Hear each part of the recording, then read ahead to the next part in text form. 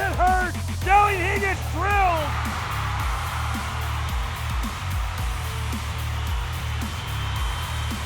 Into the goal. The Trenton Golden Hawks are Buckland.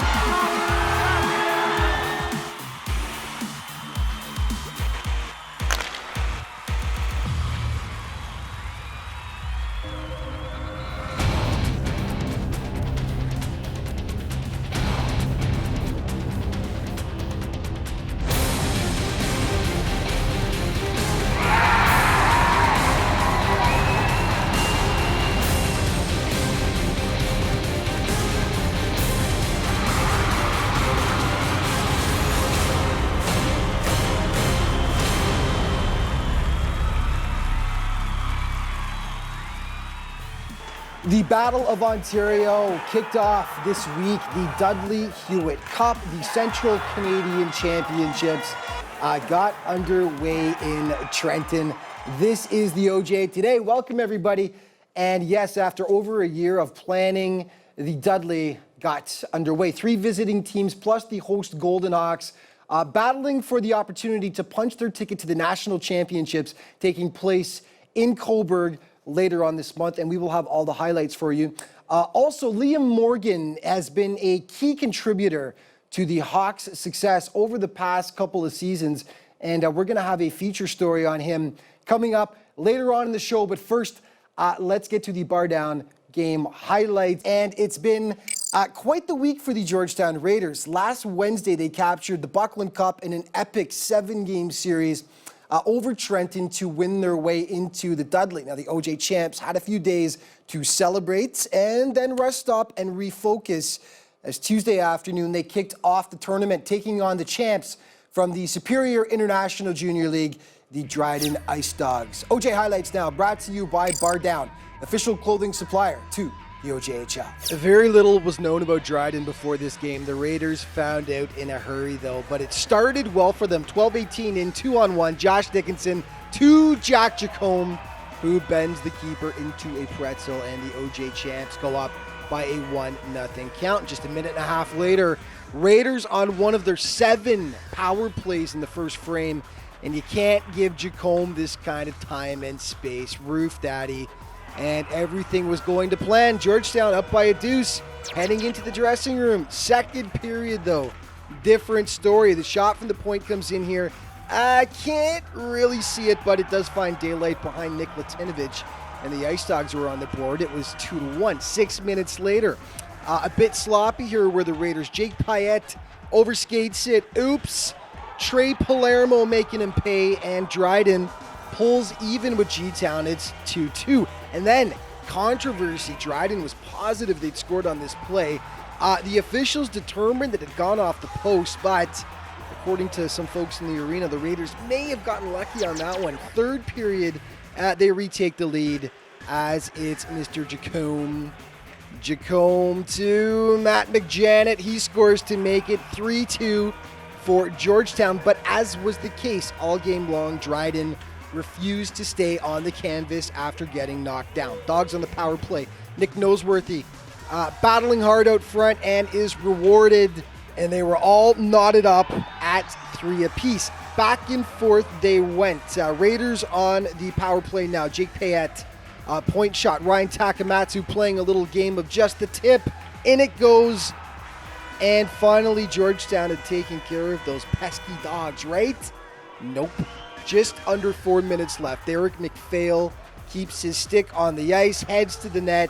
Sweet little deflection, and they were all tied up, setting up the dramatic finish in overtime. Big reason why they went 8-0 in the postseason and found themselves in here in the Dudley Hewitt Cup. There's a shot block. Big chance. They take bingo. They score. Eric Stout, game winner. The rookie of the year in the SJHL has pulled off a humongous victory over the Georgetown Raiders. Was it a shocker? Well, it certainly was to OJHL fans who'd expected the Raiders to roll. Dryden, full marks for the win after traveling 2,000 kilometers to get to Trenton, and we're still getting used to their surroundings. Huge win for them. Okay, and some big news to tell you about. The accolades continue to roll in for Georgetown forward Jack Jacome. It's been quite the season. On the heels of being named last year's top rookie, Jacome won the league scoring title in dramatic fashion in the last regular season game. He was named OJHL Player of the Year, playoffs MVP, and recently the OHA's Junior A Player of the Year. And now he's been nominated for the SJHL's top forward accolade, and that's for all of Canada. Raiders head coach Greg Walters continues to sing his praises. With coaches, you always want to put yourself in good situations, and when your best player is your hardest worker off the ice, practice, and in games, it's pretty easy for a coach to set the ground rules when your best player is doing it. So the new guys that come in and they see Jack and his work ethic and his compete level and being on the smaller side, there's no excuses for these guys. So for me and our coaching staff, it's really a blessing. I mean, this kid he thinks he's 6'4". He does not care about scoring championships or anything like that. All he cares about is winning and helping his teammates get on to the next level. He makes everyone around him better, including the coaching staff. So I can't say enough good things. So this kid's got a bright future, and boy, if he ever grew a little bit, man, it's going to be dangerous to see. But this kid's compete level and his work ethic is off the charts. Okay, OJ trivia for this week. Who was the last OJHL team before Trenton, obviously, to host the Dudley Hewitt Cup, and what year? Wasn't that long ago. First correct answer to our Morocco at the OJHL.ca wins a prize pack.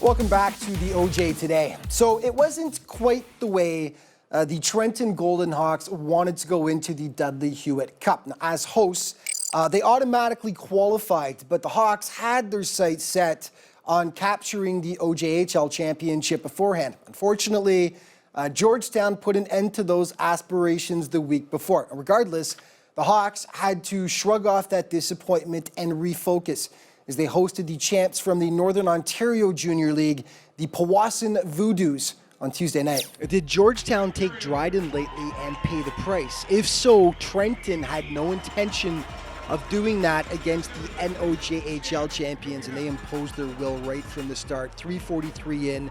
Voodoos can't clear their zone. Liam Morgan swoops in. Keeper Nate McDonald not covering the post close enough. In it goes, and the Dudley hosts were off and running, up 1-0. About 8 minutes later, this was close. Josh Allen, tough to see from this angle, but it was that close to being offside. The official right there thought he kept it in. Play continues. Anthony, big game, Sorrentino wraps home the rebound. Hawks looking good. They were up by a deuce. Second frame, Chris Jansen, his normal solid self between the posts for Trenton. Voodoo's 2-on-1. Jance stands tall to make the save. 5:54 in, the Hawks strike again. McDonald makes the original stop here. His defenders can't clear out Liam Morgan, and the gapped tooth assassin strikes again. G-Hawks cruising as they go up 3-0. And then a scary moment. Michael Silveri on the rush here gets upended by Eric Nagy, and you could hear that collision clear as day throughout the rink, headfirst into the boards. Trenton was seething after that. Thankfully, Silveri got up on his own and was okay. And the Hawks got even the best way they know how on the score sheet, and it's a beauty. Dawson Baker, Rex Moe, absolutely gorgeous.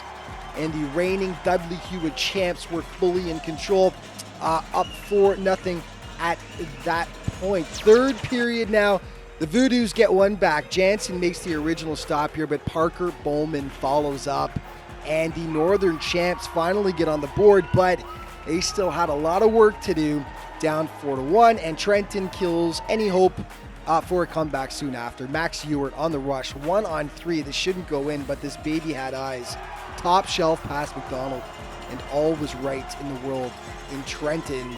on Tuesday evening as the Jayhawks make a statement in their opener, spanking the NOJHL champs 5-1. Morgan leading the way for the hosts with 2 goals on the night. Trenton, over the sting of losing to Buckland the week before, looked like a team on a mission.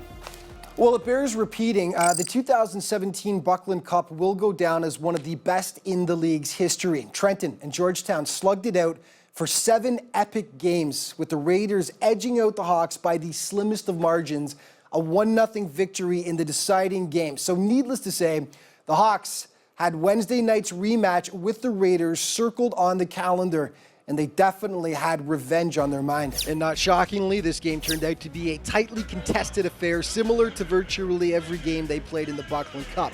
Trenton looking to build on their big opening night win over Powassan. We pick up the action in the second. Nick Latinovich got the start again for Georgetown. He had to be on his toes early, first to deny Liam Morgan. And then check out this save. One of the stops of the year. The puck bounces to Silveri out front, but Latinovich getting down to make the ridiculous save. Take another look.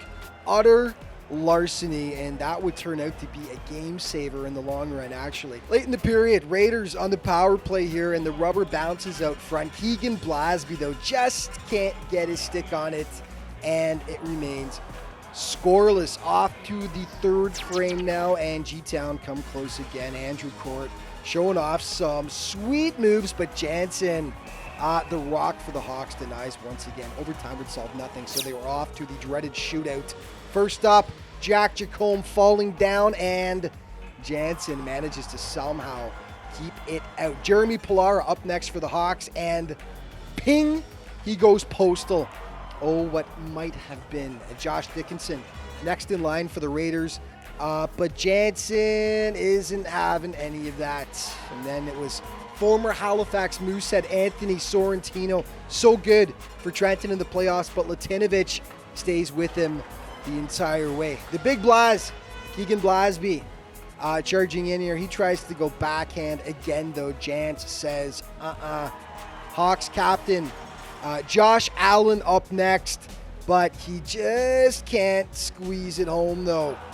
Andrew Court for the Raiders, and he has been clutch for G-Town in the postseason. He comes close here, but rings it off the crossbar. It was sudden death now. Jordan Chard denied by Nick Latinovich. So Matt McJanet for the Raiders comes in, sizes up Jansen, and finally beats the Trenton keeper.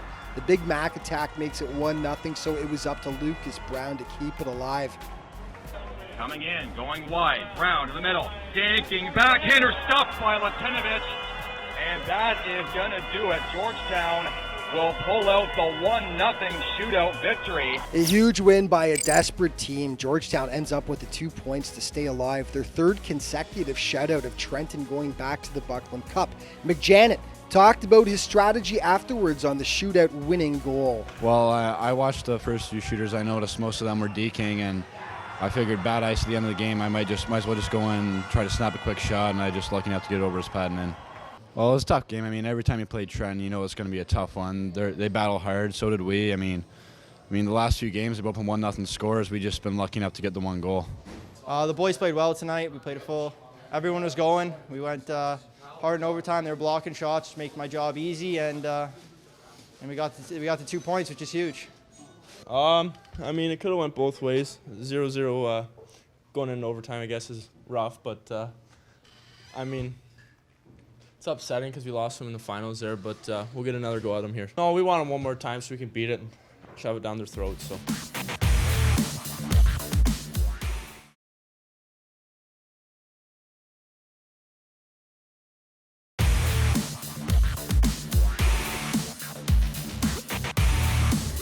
Welcome back to the OJ Today. So while the Wednesday night matchup between Trenton and Georgetown was the matchup that OJHL fans were really looking forward to seeing, there was still some serious business at hand to attend to. The Raiders had to ready themselves for an encounter with the NOJHL's Powassan Voodoos. Now, Powassan had dominated their league all season and ran the table in the playoffs with 12 straight wins on their way to the title. So the Raiders figured they'd have their hands full with the powerful squad. And the Raiders needed to win this one to avoid all kinds of mathematical uncertainty in the standings. Great start for them. 15-year-old Jack Hughes banks home the rebound. 1-zip G-Town. The Voodoos wanted a high stick there. No such luck, though.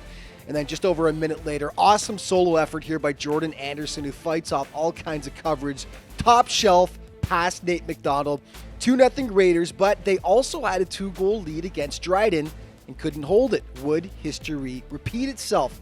Sadly for them, yes, it would. Late in the period, Powassan steals it, and then it's Andy Baker with a great solo effort of his own. Sweet backhander past Nick Latinovich to get the Voodoos on the board, and the deficit was cut in half. It was 2-1. Second period, Powassan on the rush. Latinovich will make the original stop here, but nobody clears out. Parker, Bowman, and the OJHL champs are all even. It's a 2-2 hockey game, but it was all Raiders from that point on. Louis Kiriakou had a great game for G-Town. Here he was causing all kinds of trouble and hunts down the puck, feeds Jack Jacome, who gets it to Ryan Takamatsu, and the Raiders go back on top. It was a 3-2 hockey game at that point, and in the third, they would add some cushion. Mr. OJ MVP, Jack Jacome, gets sprung on the break, and the dishpan soft hands are on full display as he goes roof daddy past McDonald to give G-Town some breathing room. And then midway through the period, it's Josh Dickinson doing all the heavy lifting as he charges towards the Powassan net. Jack Hughes right there to deposit the rebound. 2 in the game for the budding young superstar, and the Raiders with a big sigh of relief as they were guaranteed at least a spot in the semis with that win. So 5-2 your final. After a slow start to the Dudley, the Raiders appeared to have found their stride. And afterwards, Jack Hughes stopped by to talk about his 2 goals and his team's performance since the loss to Dryden in the opening game. Yeah, they were good. I mean, a little grindy, 1 out of the air and a rebound, but really good play by Dickinson on the second one. First one, good shot by McJanet. So it was just to get to the net goals. I mean, just good to get on the board, I guess. That was a really good game. Big win for our team. Hopefully we can get the bye tomorrow, depending on the game tonight. But that was a huge win for us, coming off a big win last night. So I think we're rolling into the medal rounds really well.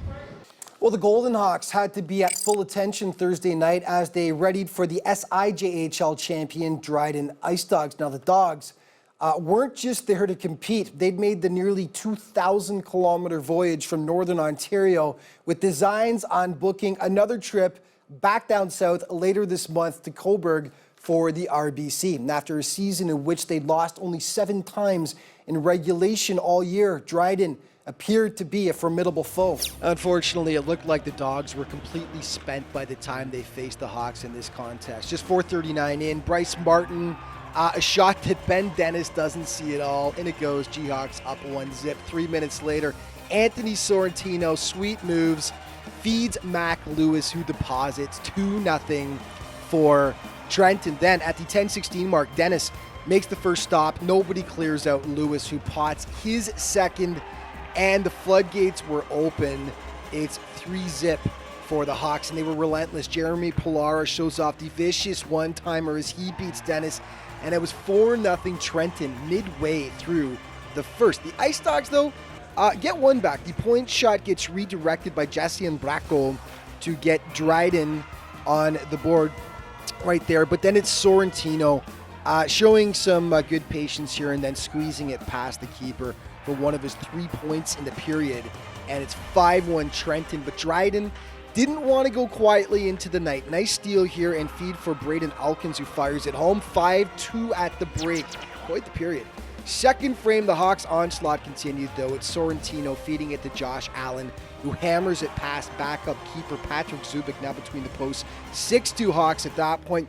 And then midway through the frame, it was Mr. Clutch, Sorrentino, striking again. That made it 7-2 for Trenton as they were running away with it. The Ice Dogs were game, though, still plugging away. Chris Hamlin tattoos the one-timer past Jansen to make it a 4-goal deficit, but then on the power play, Sorrentino with the cannonading blast from the point It finds the top corner, 8-3 Trenton at that point. They would add 2 more, but it was Dryden with the goal of the game in the third. Definitely worth a look. Bracco going back to work as he dances past Brandon Marinelli and snipes it past Jansen.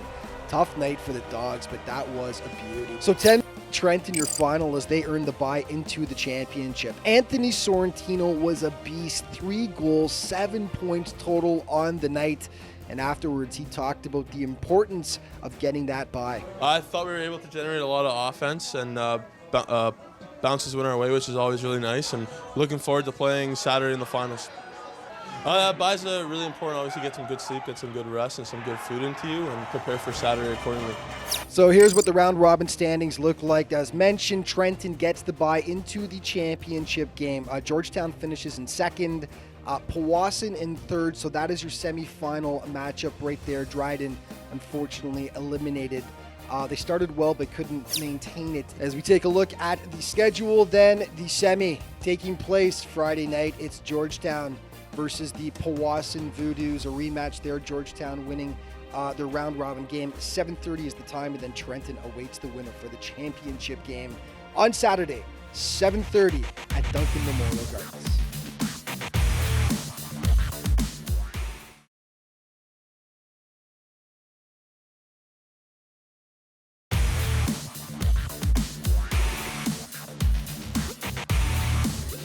Welcome back to the OJ Today. So there's no question that the Trenton Golden Hawks have been a force to be reckoned with over the last couple of seasons. A Buckland Cup champs last year, runners-up this time around. They've staked their claim as one of the top teams in the OJHL over the last decade. A huge contributor to that success has been alternate captain Liam Morgan, the Hawks' leading scorer this year. He'll take his talents to Union of the NCAA this fall. And we find out more about him now in this week's Player Spotlight, brought to you by Muscle Milk. Muscle Milk, get stronger every day.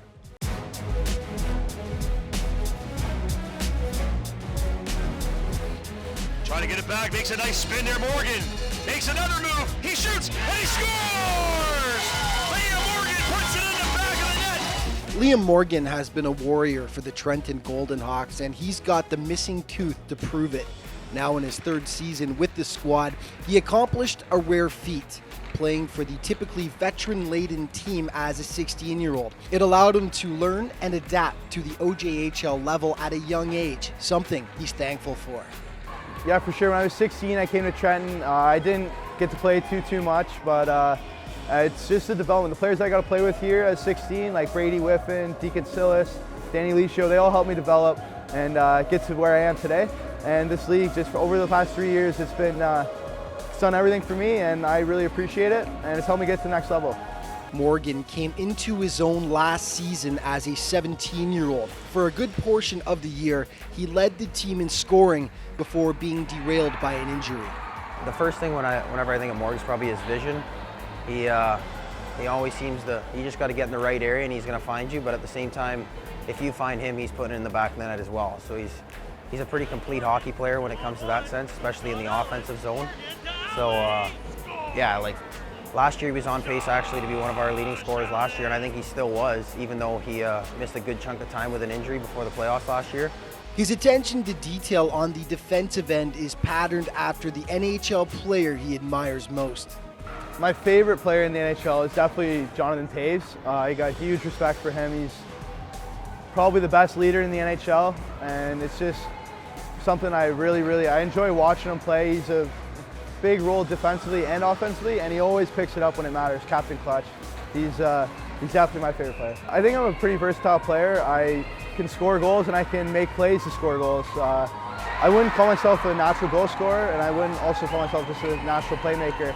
I think I can do both, and this year's just been a pretty good year for me personally as a team, and obviously it's been with countless help from all my teammates and our team success, so I wouldn't be anywhere without them for sure. Hawks head coach Jerome Dupont took notice of the young forward's 200-foot game, and this season made him an alternate captain. No, I think it's obviously a huge honor. We're the A in Trenton, and a town like this, a team that we have. We have tons of leaders, and it was an honor to be chosen to wear an A. Well, first off the ice, he's He's a goofy guy. He's a fun guy to play with. Obviously, another guy I got to know for the past 2 years.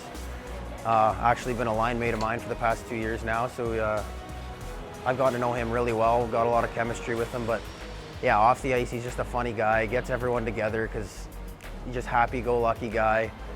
But then obviously on the ice, he, even though he's only a 98 on an older team, again, he brings a lot of leadership, as coach gave him an A this year. And yeah, he's just been awesome for us. He's, for a guy who puts up as many points as he does for the past 2 years, he's also very good on the defensive end, and he's good at shutting other key players down on other teams as well. Yeah, like I said, his leadership that he's brought this year, along with that skill set, and obviously that got him a commitment to Union, which is huge. So yeah, no, he's a very key player for us, and has been for the last 2 years that I've been here anyway. That scholarship to Union is something he's worked towards for years, and Morgan is pumped to take his talents to the Dutchman in the fall of 2018. Yeah, no, I'm over the moon excited about it. Union's a great hockey program. It's obviously a huge, hugely respected academic school, and that's what I was really looking for. I was really wanting to go to a good academic school, and I couldn't be happier with everything, how it's worked out, and I'm excited to get started there soon.